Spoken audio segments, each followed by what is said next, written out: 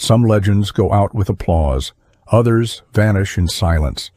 He was the heartbeat of country comedy. Until one night in 1973, something inside his humble Tennessee cabin brought it all to a stop. Why did two quiet performers never return home? Why did police revisit the scene years later? And who knew what was really hidden behind those walls? This is a story where laughter met something much darker, and what came next changed everything. Before we start, feel free to share where you're watching from in the comments. It's always meaningful to see how far these stories travel. And hit subscribe if you'd like more powerful true stories like this.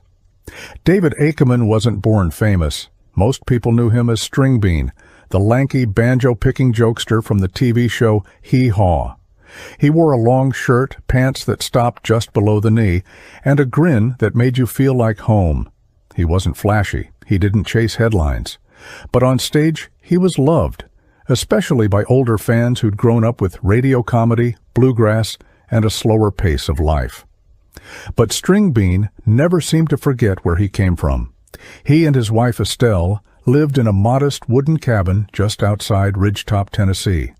No fancy gates, no security alarms, just a winding driveway, a quiet front porch, and a few dogs that barked when visitors came too close.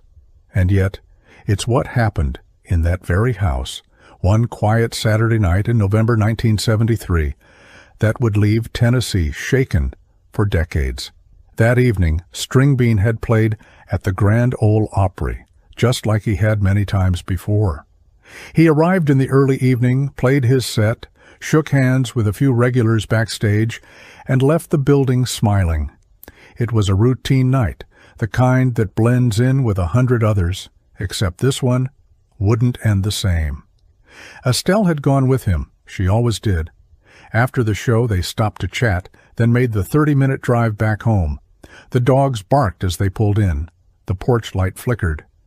And sometime between walking through the front door and hanging up his banjo, something happened. They were never seen alive again. The next morning, a fellow Opry performer noticed String Bean hadn't shown up for a hunting trip. That wasn't like him. He was quiet, but never rude. That small red flag would soon turn into a full-blown alarm. When friends arrived at the cabin the next morning, something felt off before they even stepped inside. One of the dogs was loose and pacing. The front door was slightly ajar, not kicked in, just wrong. It creaked when they pushed it open. What they found inside was not a burglary. It was a message. String Bean was lying on the floor just inside the front room, shot. Estelle had tried to run. She didn't make it far. But here's what stuck with investigators. Nothing major seemed to be stolen. Not the banjo, not the TV, not even the car. Some cash was missing, yes, but the scene looked more like a warning than a robbery. And yet, it wasn't until they returned years later, after a tip from a fellow inmate, that police would find something buried behind the cabin wall. But we're not there yet. At first, detectives thought the motive was obvious. Robbery. String Bean had made good money from years of performing. He lived simply, but rumor had it he didn't trust banks. Folks around Nashville whispered that he kept cash hidden in the house. Police noticed drawers opened and contents scattered but not ransacked.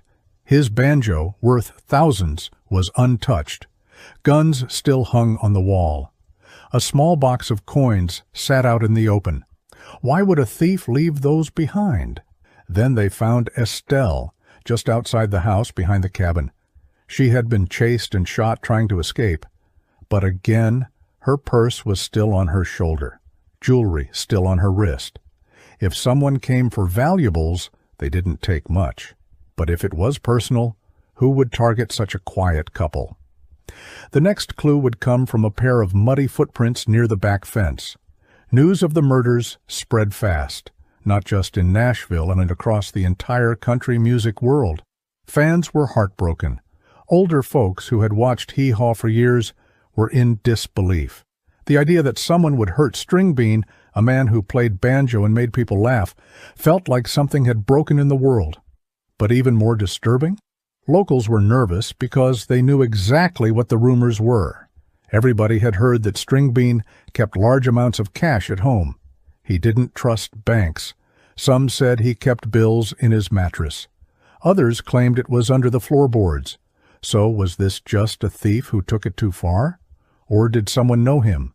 Someone who had been inside the house before? Police began asking around quietly. One name came up more than once. Not a stranger, not a fan. It was someone younger and familiar. The name John Brown wasn't new to law enforcement. He was a 23-year-old local who had done time for petty theft and armed robbery. But what made the hairs stand up on the back of an officer's neck? Brown's brother, Doug, had once worked with Stringbean. Doug had painted the cabin years earlier. He'd been inside. When detectives pulled his file, they saw something chilling, a recent release, known to carry a .22 caliber, the same type used in the murders. And more than that, he'd been asking around about where Stringbean kept his money. The brothers weren't hard to find. They were living together, not far from the crime scene. Police brought them in quietly. No arrest, just a few questions. But something in John's voice cracked when they mentioned the cabin. He started to sweat. Then, without prompting, he asked, "Did you find the wall yet?" It was a strange thing to say. Did you find the wall yet? He hadn't been told anything about a wall. Investigators knew immediately. He'd been there. Now the pressure was on. In questioning, John Brown claimed he was just repeating something he heard, but police weren't buying it. He'd mentioned a wall. No one had said anything about a wall. The public didn't know anything about one. The brothers were released for the moment, but the house was being watched. Meanwhile, police returned to the cabin, looking at it differently now. What if Stringbean had hidden more than just cash? What if there really was something inside the walls? They searched again. Attic, closets, under floorboards. Nothing obvious. But in the back bedroom, near an old hand-built shelf, they noticed a faint draft along the wooden seam. Behind it, the paneling didn't match the rest of the room. They pried open the wall carefully, not with a crowbar but slowly, with gloved hands and small tools. The wood groaned. It wasn't built for storage. It was built to hide. Behind the panel was a shallow space just large enough to store a few things. And inside, bundles of cash, still wrapped in paper bands. Some were old, faded. Others were crisp. Tens of thousands of dollars. Untouched. Unreported. It confirmed two things. One, Stringbean had been hiding money at home just as the rumors said. Two, the killers never found it. Police believed the Browns had come for this exact stash and never found it, even after killing two people.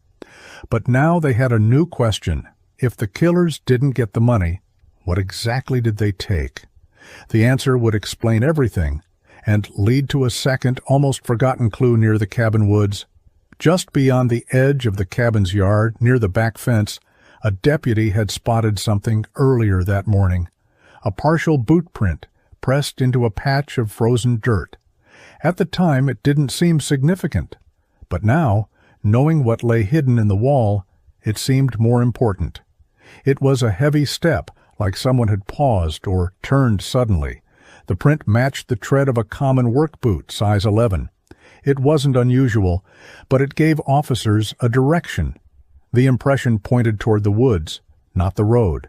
Had one of the killers waited outside while the other went in? Or had someone circled back later, maybe even after the crime? Deputies followed the fence line deeper into the trees and spotted something they'd missed before, a crumpled piece of cloth snagged on the barbed wire. It wasn't a leaf or garbage. It looked like a glove. The glove was old but intact. Inside was something even more valuable, a single hair, dark and wiry, caught in the inner lining. Back at the station, detectives kept digging. The Browns still hadn't been arrested, but their names were now in every conversation. Investigators checked their criminal history and realized both brothers had previous charges, including one involving breaking and entering with a firearm. Still, they didn't have enough to charge them, yet. But John Brown made a mistake. 2 days later, a tip came from a pawn shop a few towns over. A man had brought in a vintage watch, engraved with the initials D.A. The owner remembered it because the man seemed nervous and rushed. The name on the pawn ticket? Doug Brown. Now, police had more than suspicion. They had a link between the stolen item and the man who once worked inside that very cabin. It didn't take long after that. Doug and John Brown were arrested on charges of armed robbery and double homicide. The stolen watch, confirmed by surviving family of string beans, was all the court needed to issue a warrant. At first, both men denied everything. Doug stayed mostly quiet, arms crossed. John, the younger one, seemed to teeter between bravado and fear. But it was Doug who finally cracked. Faced with mounting evidence, including the glove, the bootprint direction, and the pawned watch, he admitted to breaking into the cabin. What he said next made investigators pause. He claimed they hadn't expected the couple to return so soon.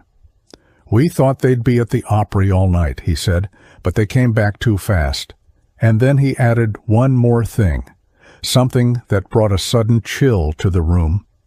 "We never found the wall," he muttered. Doug Brown's full confession laid it out. They had planned it for weeks. He knew the layout of the cabin from when he'd painted it years earlier. He'd told John about the rumors of cash hidden somewhere inside, cash no bank had ever seen. They drove up that night thinking the cabin would be empty, but Stringbean and Estelle got home early. According to Doug, Stringbean walked in first and startled John. A shout, then a shot. Estelle screamed. She ran outside into the cold. Doug said he had tried to stop John, but it was too late. The story was ugly, but consistent with the crime scene. Still, something felt missing. If they hadn't found the wall stash, where had they searched? What exactly had they taken? Doug never said.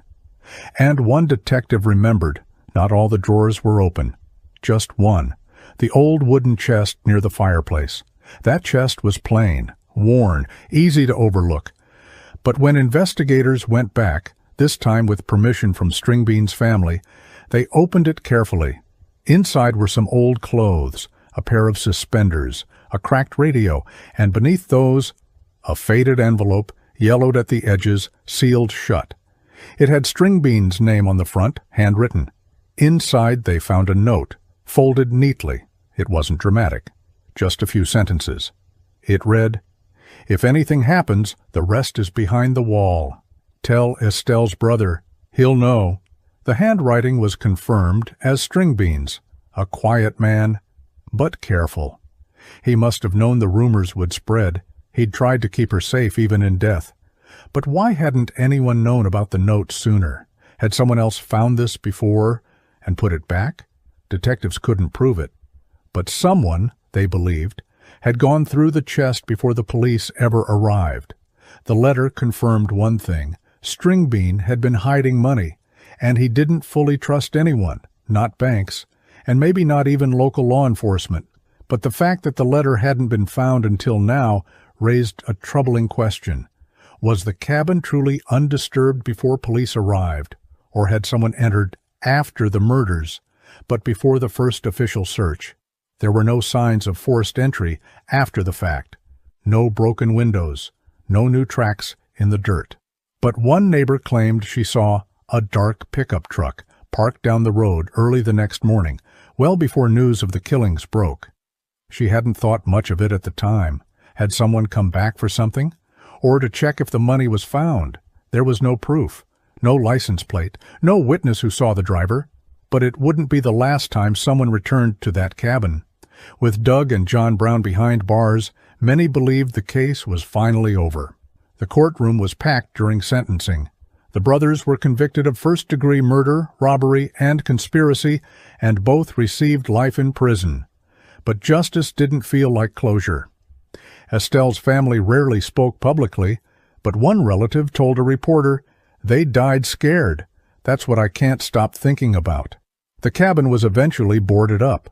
Some locals said they could still hear the dogs barking when they passed by. For a while, that was the end of it. But around 1996, over 2 decades later, A new set of owners bought the land where the cabin stood. They planned to restore it, maybe even live there. During cleanup, they began removing rot and termite-damaged paneling from one of the back walls, and that's when they discovered a small, rusted metal box wedged deep behind a beam. The box wasn't easy to reach. It was pushed far back between two supporting beams in a wall that had never been part of the original police search. No one had known it existed. It was sealed tight, wrapped in an old cloth that had mostly rotted away. Inside were rolled dollar bills, faded bank ledgers, and several personal items: a pocket knife, a locket with Estelle's initials, and a folded receipt from a gas station dated 2 days before the murder. But that wasn't all. At the very bottom of the box, tucked beneath the papers, was a photograph, torn on one side. It showed Stringbean and Estelle standing on the porch, but next to them was someone else. The face was unclear, faded, almost washed out. But what stood out was the outline of a jacket, the same kind a witness once described seeing on the man outside the cabin. Investigators reviewed the photo but couldn't enhance it enough to clearly identify the third person. Facial features were too blurred. Still, the clothing, posture, and presence raised questions. Why had Stringbean kept that photo hidden? Was it just a memento or a warning? Records confirmed the receipt in the box matched a transaction made just before the couple's final show, meaning this box had likely been placed there only hours before their deaths. But something else stood out now. The man in the photo wasn't either of the Brown brothers. He looked older, broader, and his jacket? Not a local brand. One deputy noticed a patch that looked military. This started a new theory, that someone else may have been involved. Someone watching from outside while the Brown brothers committed the murders inside. But without clear ID, the lead went cold. Until someone called from a prison in Alabama.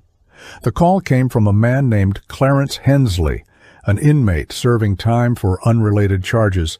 He claimed he'd shared a cell with Doug Brown in the early 1980s, years after the murder.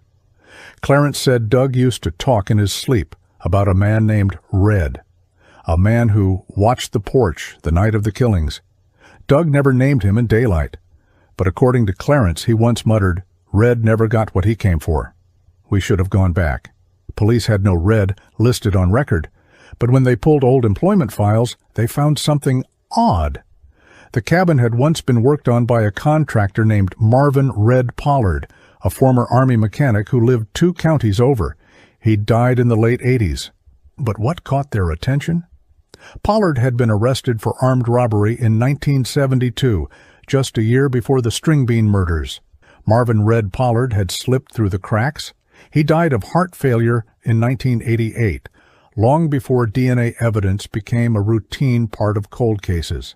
His name had never appeared during the original Stringbean investigation, but his connection to the Browns now raised questions.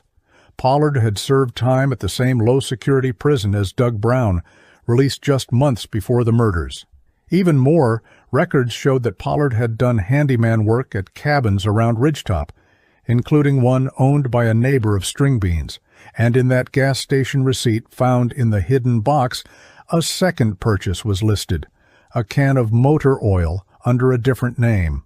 The signature? Monsieur Pollard. Had he driven the getaway car? Or stood watch while the Browns went inside? Police would never get to ask him. But what they found next, buried behind the barn, brought his name right back into focus.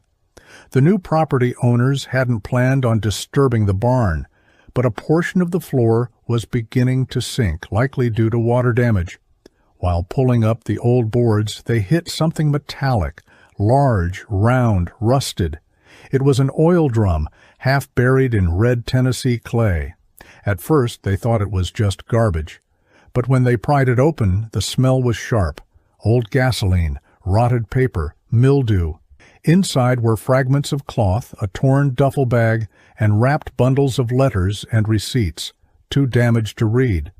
What stood out was a military-style canvas jacket, partially preserved by the dry center of the drum. It was marked with a faint name tag, M. Pollard. Investigators examined it carefully. Inside one pocket, barely intact, was a torn photograph corner, the exact match to the missing edge from the photo found behind Stringbean's wall. It wasn't coincidence. The photo fragment fit like a puzzle piece. When placed beside the original, it completed the image. Stringbean and Estelle smiling on the porch, and Marvin Red Pollard standing next to them, just off-center. This confirmed something chilling. Red hadn't just been near the property. He'd known them. He'd been there before. And if that picture was taken just days before the murder, it raised a possibility few wanted to say out loud. Had the couple trusted him? The timeline now painted a haunting picture. 2 men break in, a third watches from outside, maybe even pretending to be a friend, standing guard. And when the plan went wrong, they left in a panic, without ever finding the hidden wall. Still, investigators weren't sure why Pollard's items were hidden in the barn. But one old man in town remembered why that barn was familiar to Pollard in the first place. The barn had once been more than storage. According to neighbors, it had served as a makeshift workshop. Stringbean, always practical, had let locals use it to repair tools or store equipment. Pollard had been there often, tuning engines, changing oil, even rebuilding a lawnmower for the Ackermans. He knew the barn better than anyone. And now it seemed clear. After the murders, he had returned, possibly alone, possibly to retrieve something they had missed. Had he buried the jacket and letters to protect himself, or as a backup plan in case the Browns ever turned on him? No one knew for sure. But the final clue came not from evidence, but from a faded receipt found among the barn items. It was dated November 8, 1973, 2 days after the murders, and it listed one thing: .22 caliber pistol, pawned. That receipt raised eyebrows fast. It didn't name the buyer, but it confirmed the weapon, a .22 caliber pistol, and the timing, just 2 days after Stringbean and Estelle were murdered. Investigators pulled records from every pawn shop within 100 miles. Most had burned or digitized their old logs, but one still had carbon copies in storage. There they found the match. The pistol had been sold to a collector 5 years later, then resold, and eventually reported as stolen in a burglary. The weapon was never recovered, but the handwriting on the original pawn ticket matched Pollard's job application from 1971, nearly identical loops, pressure, and slant. That didn't make him the trigger man, but it confirmed what the letter in the hidden wall had suggested. Someone else knew where the money was, someone who never faced trial, and someone who may have watched it all from the shadows. Even with Pollard's name now tied to the cabin, the photo, and the weapon, he was never formally charged. He'd died nearly a decade before the Browns were even convicted. There was no confession, no living witness willing to testify against him. The Browns, when questioned later, denied Pollard's involvement. Doug Brown said they acted alone, but one retired officer believed differently. He noted something odd from the original crime scene: a second set of boot prints behind the cabin, larger, wider spaced, as if someone was watching from the tree line.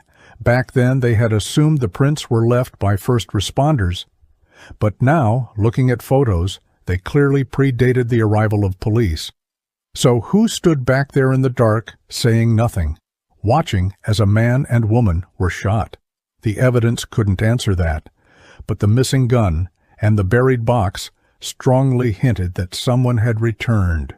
The box inside the wall, first found by police and later revisited by the family, had been sealed tightly. Yet something about it still didn't sit right.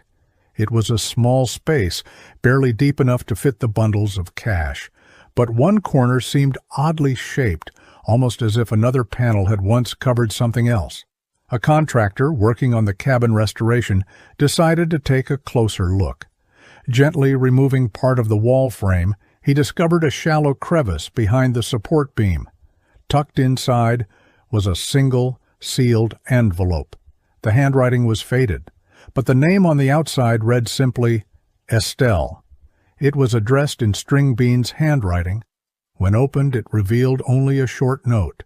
"If you find this before I do, stay at your sister's tonight. I'll bring the money tomorrow." The date? November 9th, 1973. The night they were murdered. That one sentence changed everything. If the note was genuine, and all signs suggested it was, then String Bean hadn't planned to bring Estelle home that night. He'd expected her to stay elsewhere, but she hadn't. She'd come home with him, as always. Did she change her mind at the last minute? Or had she never seen the letter at all? Some believed String Bean knew something that day, that he'd felt uneasy. Maybe he'd heard rumors, maybe someone had warned him. Others thought he'd simply grown more cautious, and the letter was just routine. But what unsettled the family most was this. If Estelle had seen the note, she likely would have lived. And if the Browns knew he'd planned to move the money, it meant they may have acted faster than planned. A robbery rushed. A plan gone wrong. But there was still one place that hadn't been searched. Not properly. The cabin didn't have a traditional basement, but there was a small crawl space beneath the floorboards, originally used to store tools and protect against frost in winter. It was dark, cramped, and always damp. Never considered important during the original investigation, but during the recent restoration, a contractor discovered a sealed box tucked behind an old heating pipe. It was wrapped in layers of wax cloth, likely to protect it from moisture. Inside were two things, a leather-bound address book and a small revolver, rusted but intact. The address book had a list of names. Most were family and friends, but one stood out, red backup route, followed by a crude hand-drawn map. The line curved around the cabin and ended at the tree line, the same area where the mysterious second boot prints were found. It seemed String Bean had expected trouble, but why hadn't he warned anyone? The map wasn't professionally drawn, just pencil on faded paper, folded carefully in the back of the notebook. But when overlaid on the original property layout, it matched perfectly. The backup route traced a path around the cabin through a patch of trees and toward the rear fence, exactly where the boot prints had been seen and where the glove had been found. Who was Red to him? A friend? A threat? A contingency? If String Bean had drawn the map himself, and it seemed he had, then he may have been planning to relocate the cache, maybe even confront someone. But he never got the chance. And if Red was watching from those trees, what was he waiting for? A signal? A sound? Or had he lost his nerve? The final items recovered from the crawlspace, a small dog whistle and a half-filled thermos, offered no answers. But something about them felt deliberate. The thermos was old but still sealed. When opened, it smelled faintly of coffee, sour, rusted, untouched for decades. But the presence of the dog whistle beside it struck a strange chord. Estelle and String Bean were known for their love of dogs. They had several, all well-trained. A whistle on the property wasn't unusual, but tucked away in a crawl space next to a hand-drawn escape route, that was different. Had String Bean planned to use it as a signal? Was it meant for Estelle or someone else? A local historian later confirmed that the kind of whistle found was military issue, common in Vietnam-era field kits, especially among forward scouts. Pollard had served overseas. If the whistle belonged to him, then maybe this space wasn't built as an escape route, but as a hiding place, where someone could wait, listen, and watch. The question now, had anyone actually waited down there? Investigators revisiting the crawl space weren't looking for anything new, but one technician noticed something subtle, a dust pattern smudged in the corner, unlike the rest of the area. Everything was coated in decades-old dirt and cobwebs, except a narrow line, like something long and flat had once rested there. Measurements matched the size of a rifle or shotgun. That discovery raised a troubling possibility that someone had once sat under that house, weapon ready, waiting for the moment to act, or never needing to. Had this space been used before the murders, or after? If Pollard had circled back and stashed gear beneath the cabin, it suggested he wasn't just a lookout. He may have been planning to return later, maybe even use the spot again. But for what? Whatever his plan had been, he died without revealing it. And the Browns never spoke of the crawlspace, not even once. After their convictions, Doug and John Brown spent decades behind bars. Neither man ever gave a full confession. Doug admitted to the robbery, John admitted to firing the shots. But both denied there was a third man involved. Every time Marvin read Pollard's name came up, they shut down. Was it out of fear, loyalty, or were they just covering a mistake that went further than they'd planned? In 2003, a retired prison guard claimed Doug once whispered, "Red brought the map. We just didn't find the right wall." That statement, though hearsay, matched too many other details to ignore. Still, no charges were ever filed posthumously. The system had its convictions. The case was officially closed. But one investigator, long retired, kept the map, the photo, and the note. And in 2018, he gave them to someone who had never stopped wondering, someone with a personal reason to search deeper. The man's name was Calvin Harmon, Estelle's nephew. He'd been just a teenager when his aunt and uncle were killed.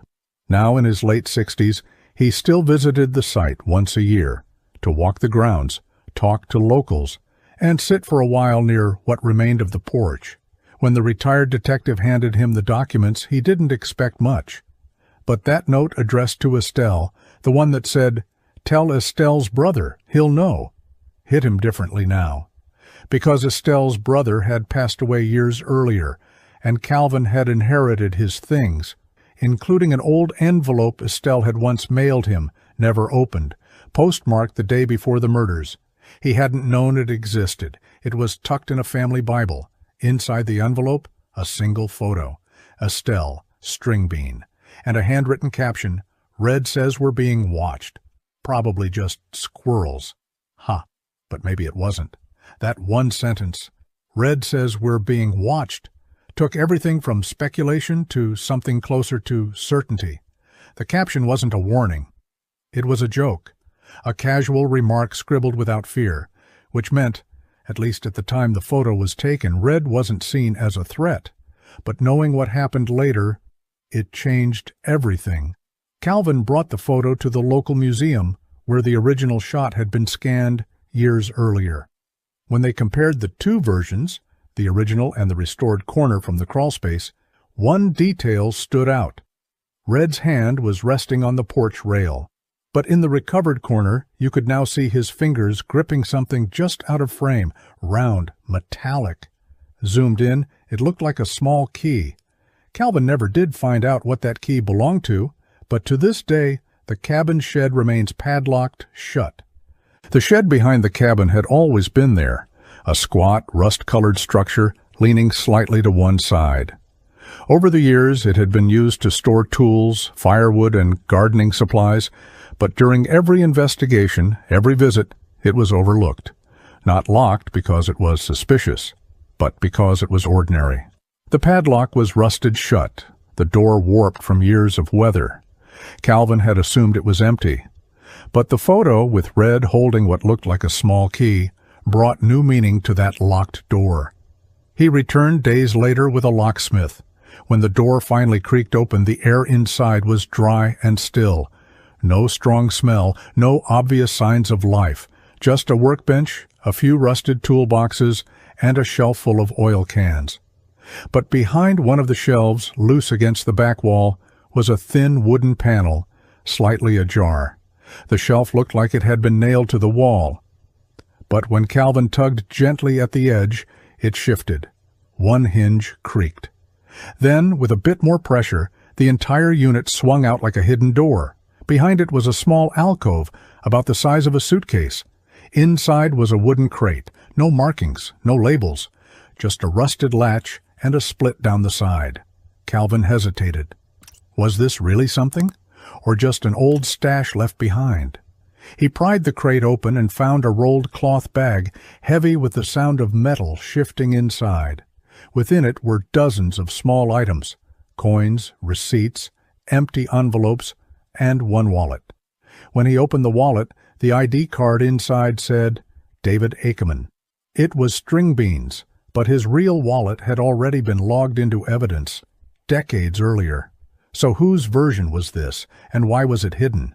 The ID inside the wallet looked identical to the one on file. Same address, same photo, same handwriting. But something felt off. The material was thinner. The ink faded unevenly. A closer inspection revealed what experts later confirmed. It was a forgery. And inside were other items. Library cards, a checkbook, all in Stringbean's name, but none ever recorded or used. So who made this? And for what purpose? Only one plausible explanation emerged. Someone had intended to assume his identity, at least temporarily. But why? Perhaps to withdraw funds, to intercept mail, or maybe to frame the timeline? The checkbook contained no carbon copies, but there was one stub, handwritten and faded. November 11, RR. Final payout. The initials RR didn't match anyone involved in the case, but they matched the contractor's registry for Ridgetop Repair, owned by Red Pollard's cousin. Another door had quietly opened. RR had never come up before. But when investigators dug into old business records, they confirmed that Ridgetop Repair had operated from 1972 to 1974, then quietly dissolved just months after the murders. Red Pollard's cousin, Raymond Pollard, was listed as owner. He had no criminal record, no known connection to the Browns. But according to a 1973 tax filing, the business had reported a one-time cash deposit of $9,200, equivalent to over $60,000 today. That money was deposited 2 weeks after Stringbean's death.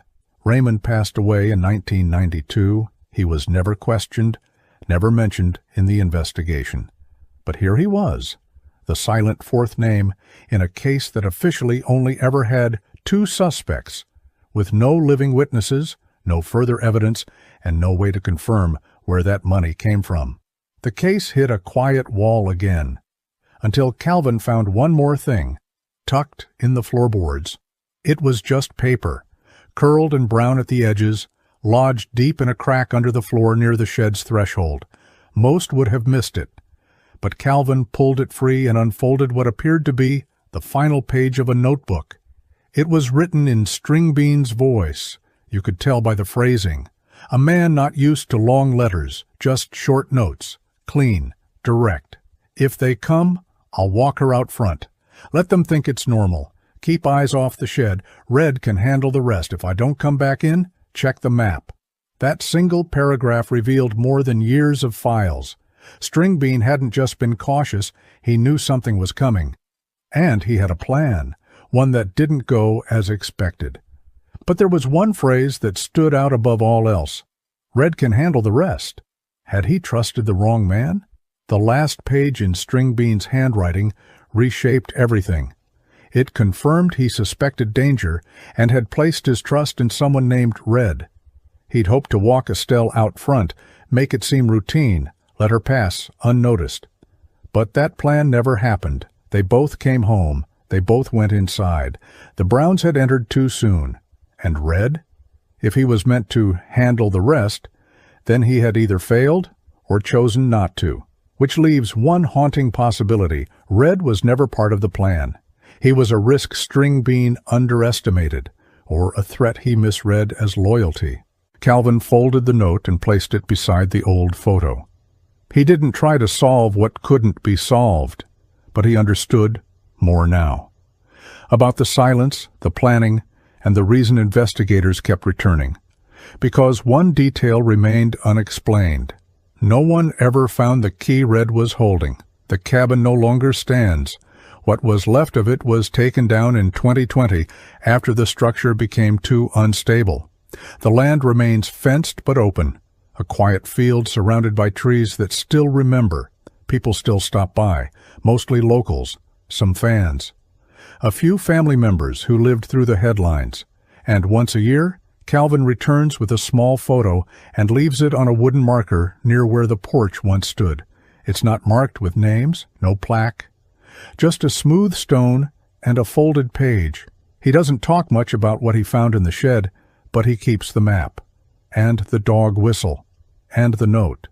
Because for him, it was never about solving everything. It was about making sure the story didn't disappear. Because long after the applause fades, some people vanish quietly, and some stories are never quite finished. Some mysteries leave behind headlines, others leave behind silence.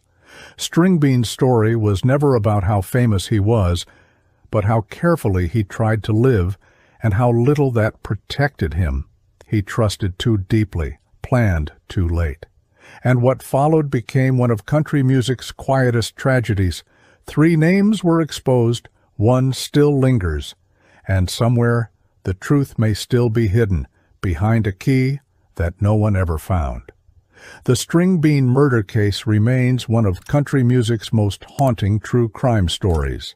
While the Stringbean Ackerman murder investigation officially closed with the Brown brothers' convictions, the 1973 country music tragedy continues to captivate those fascinated by unsolved celebrity murders and famous country music murders. What happened to Stringbean that November night reveals how even beloved Grand Ole Opry performers weren't safe from violence. The Stringbean cabin discovery of hidden cash and mysterious connections to Red Pollard suggests this Nashville murder history case may never be fully resolved.